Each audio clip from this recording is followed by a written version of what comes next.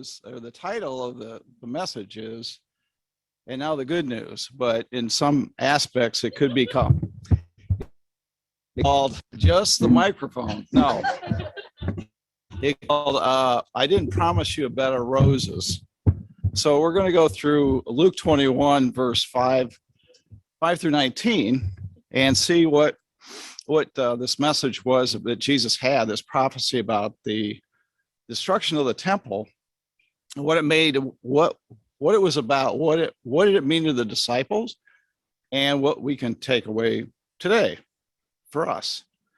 So first of all, we'll set the context with the first part of Luke 1 through 4, where Jesus and his disciples they're in the treasury area of the temple, and they're walking through and they're observing the gifts being placed within the temple. And there's a lot of flamboyance, a lot of very wealthy givers of gifts in this temple. But Jesus takes notice of this poor widow who actually with a couple coins, couple copper coins, which basically was giving her life savings, and gets unnoticed. So Jesus comments, he said that she gave out of her poverty and that it was worth more than all these other individuals that came there with their wealth. There's a paradox in all this. Something that minute, that small, being worth more than what all these individuals had to bring as their offerings to God. So if you observe the situation, basically what's going on is a system that's set up that puts so much weight on the average people of Judea as far as taxing goes, that there is so much expected that actually this widow had this pressure to give, which she really didn't have to give, but she was pressured. You had, you had the temple tax. You had the Herod's temple was not completed. Till 64 AD. So this construction was going on. And there was all these lavish gifts of artwork, statues within the temple to continue to make it more pronounced, beautiful, magnified. So this was going on, and to Jesus and his humanity, one has to wonder what Jesus thought at this, because it was really quite empty worship. They weren't really honoring God. Plus, they were putting it on the backs of people, everyday people, instead of really leading them to God, like they were. The teachers of the law weren't doing that. So there's a real problem there. So now we move into the prophecy of Luke 21, and where Jesus gets into the destruction of this temple. So Luke 5 through 7. Thank you. The disciples were remarking how the temple was adorned with beautiful stones and gifts dedicated to God.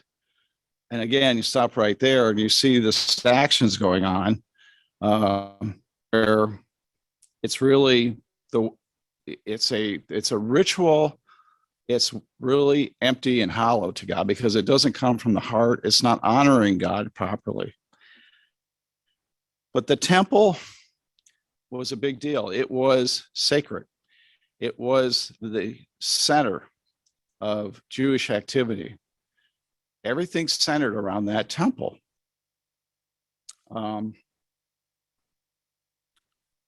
So disciples were remarking about the temple, again, the beautiful stones dedicated to God. But Jesus said, as you see here, the time will come when one stone will be left upon another, for they will all be thrown down.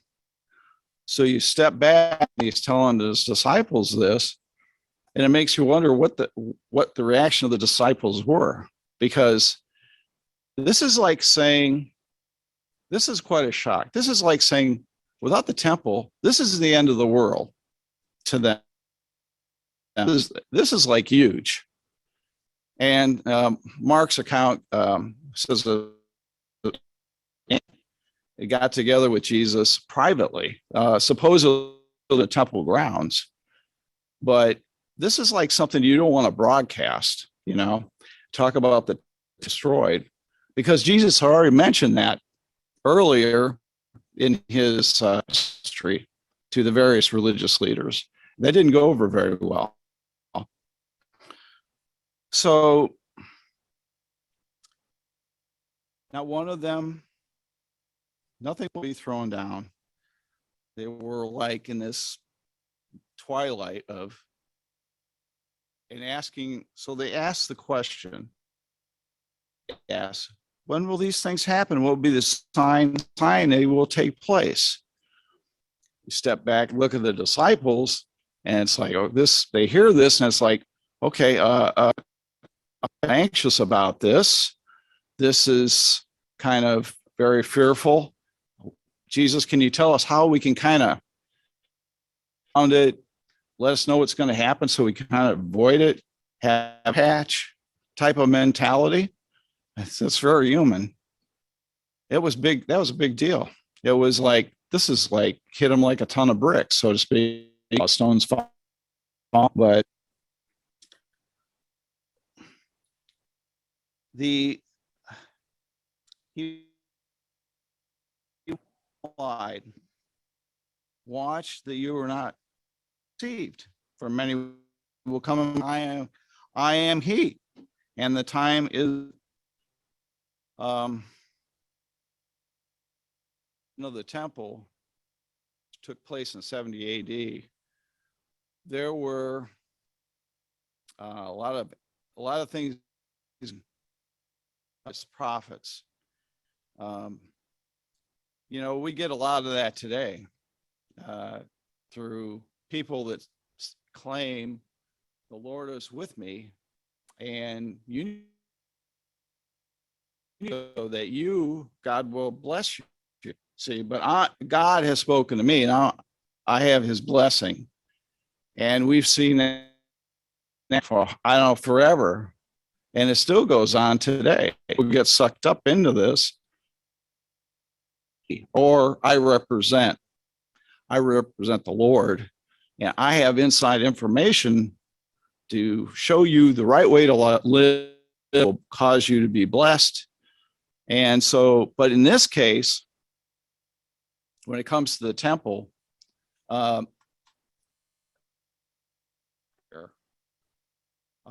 that there's going to become sheep, wolves and sheep. They're going to enter into you in your midst, and they're going to mislead you.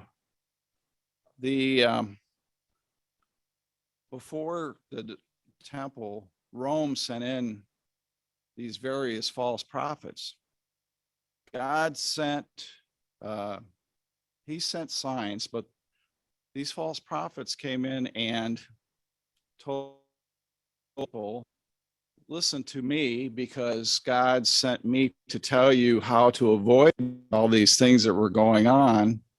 And you need to stay in or near the temple. And eventually Titus came in with his armies, and he slaughtered them all. Destroyed the temple, burned it. So all these things happen because of a few voices can change everything.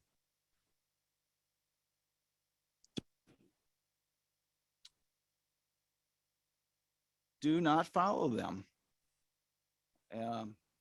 Doesn't mince words in this. He doesn't sugarcoat any disciples. This is really harsh. You hear wars and uprising. Do not be frightened, because these things must happen first, and the end will not come right away. Let's see. So, in other words, is don't pull yourself to pieces. Pull yourself together, close to what I'm saying and to me.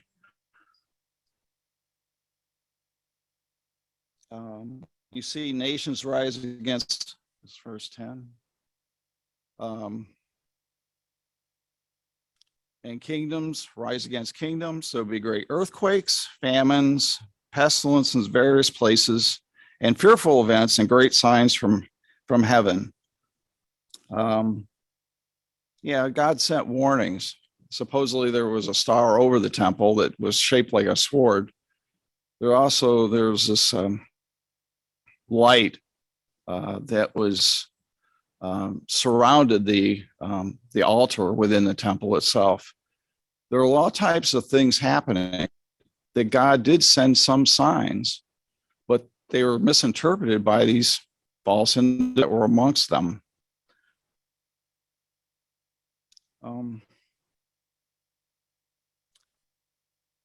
3 decades after Jesus mentions this prophecy, you get into all these earthquakes, wars, famines, and all you have to do is go to the book of Acts, because that goes through. You had Peter and John going before the Sanhedrin. You had in Judea and in Rome, there was pestilence. All that is in the book of Acts. So you see these things coming to pass. And the people in the first century church were saying, these things are happening. People are being martyred. Stephen. Jesus said these things were going to happen. Jesus is the truth. And so those things came to pass. Before all this is verse 12. Before this, they will seize you and persecute you, and they will hand you over the synagogues and put you in prison. Again, going through the Acts and all those things that brought up. You will be put before kings, governors, all on account of my name. You truly will bear martyrs, or where we get the word martyr or witness. Make up your mind beforehand that you're not going to worry. I'll give you what you need to defend yourselves. I'll give you words and wisdom that none of your adversaries can resist or contradict. Be betrayed by parents, brothers, friends, and some of them will put you to death. And everyone who will hate you because of me, but not a hair on your head will perish. Stand firm and you will win life. Wow. I'm not going to lose any hair, but all this so like this is really a harsh prophecy, but Jesus tells the truth. And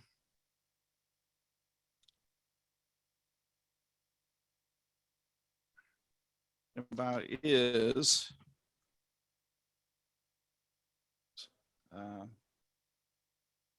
today we have again those that will try to mislead us and treat us into places we don't want to go and move us away from the center of who Jesus is. And you can find things with the rapture, go to where it's really a waste of time. It really is. Put you in a bad place. And I also want to mention that, as we have discussed here, how important it is to, when you read the Bible, it's easy to try to interpret things yourself. You have to be it has to be verified within a community of believers, because you can come up with all kinds of wacky things. And I've seen it happen. I know I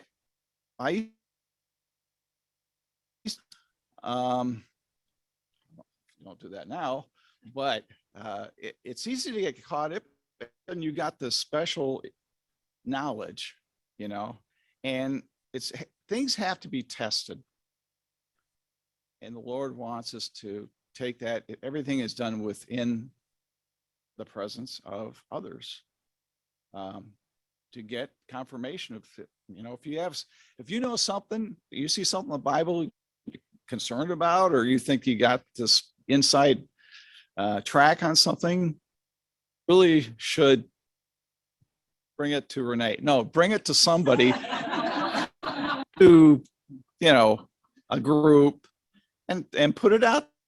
It's not saying you can't, but it's in your hearts and minds, you know. Um, Stay centered on Christ. Stay it within community. That's where it is. There is no independent Christian. And that's where a lot of people get in trouble. And even groups can get in trouble if they're disconnected from the main, the source. Consider the source, consider what you hear. Deception comes, and once you get into that mindset, it's hard to break out of it. Guard your hearts and minds. Another thing, if you go to somebody's picnic, they happen to have a can of bug fogger instead of bug repellent, you should really consider that you stay there. And don't drink any Kool-Aid. This stuff has happened. And you say, that can't happen to me. I'm good. Me and the Lord are good. Okay, well, maybe that might be true, but the people around the temple at the time before its destruction, maybe they felt the same way, and they just got hooked on something. And he's over here, he's over there, he told me this, the Lord told me that we should go as a people to the temple to be protected. Good idea. Permanence. Temple looked really permanent. It was very sacred. It was holy. It's where, if you go back to Testament, you have the tabernacle where God and him together. You have Solomon's temple, and then of course Herod built this temple, still under construction. But the point is, the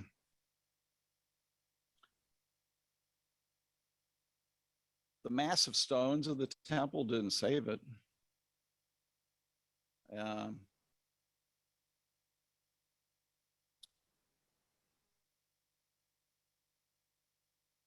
Nothing is permanent.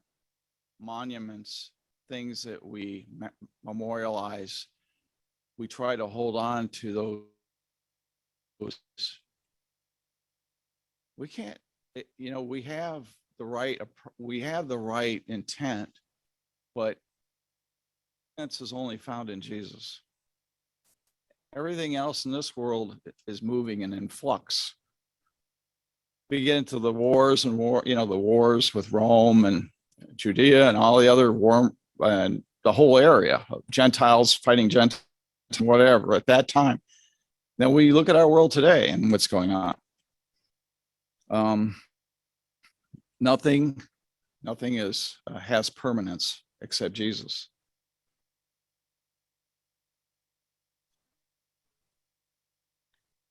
Herod's temple came down. That temple came down. another down. Jesus said, destroy this temple and I'll raise it up. This temple went to the cross. This temple went into the grave. This temple was raised glorious. It brought salvation, a new beginning for all mankind.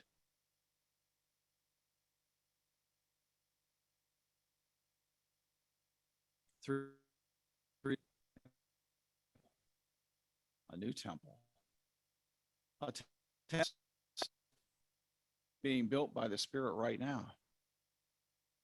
Jesus said, or I go back to Daniel,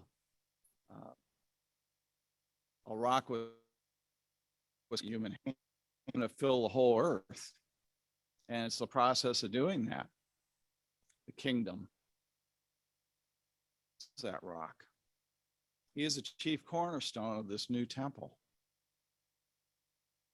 And it won't end till it's complete. It's funny how Herod's temple never really got fully completed, but this temple will be. Jesus is going to make sure, because Jesus is that temple. He is that cornerstone, and he's fitting living stones into it where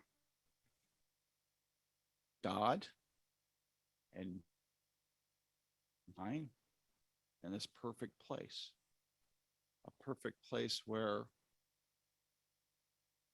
more of what we see today with the wars, with all the global events,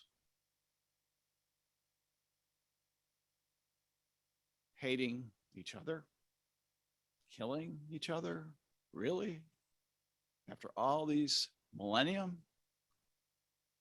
borders changing, encroaching upon your other nations, encroaching upon other nations and killing? For what? Jesus, we should pray, thy kingdom come. There is nothing wrong with that. We want to see the fulfillment of this new way. This new beginning is going to wash over the earth, and it's going to be manifest when Jesus returns. This part of Jesus' prophecy is not about his return, though, but it is to give us warnings and consider things about how we approach life, how we need to keep Jesus in the center. Because if you don't, you start to wobble and you start to go places that will affect you mentally and physically in your relationships with others, because you're trying to figure out things. It has nothing to do with the relationships with your neighbor or with God, but you're out there in no man's land or no man's land trying to figure things out. It's not a good place to be. And these warnings that Jesus mentioned are there for a reason, and they can be applied in today's world. The same, yes, Jesus is the same yesterday, today, and forever. Permanence in him. We're the living stone at temple where heaven and earth come together completely. In a sense, God, in the Herod's temple, it was God said, I will be your God, that people. And that's where they met, temple. But this temple has to do with all the things: peace, reconciliation, all these things that happened when Jesus went to the cross. Love, permanent, a future. It's a new beginning. It's a new future for all of us. It's a temple of hope found in Christ. Yeah, stones will fall, and life is really, really hard. And we all know that. There's going to be persecution. And I don't know if you've noticed, but really can take the brunt of some very serious persecution. And I know in this country, it's not like other places severe, but who knows? And I'm saying this not to scare anybody, but the point,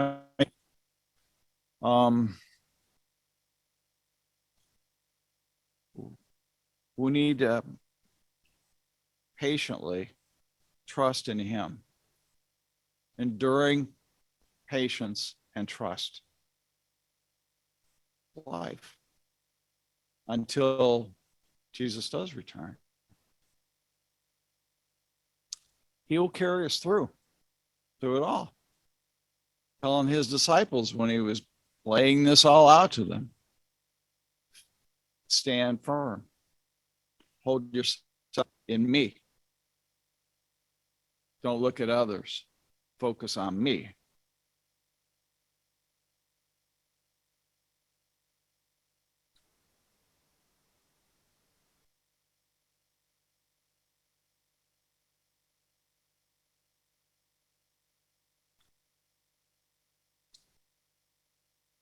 I don't think there's much more to say about this, but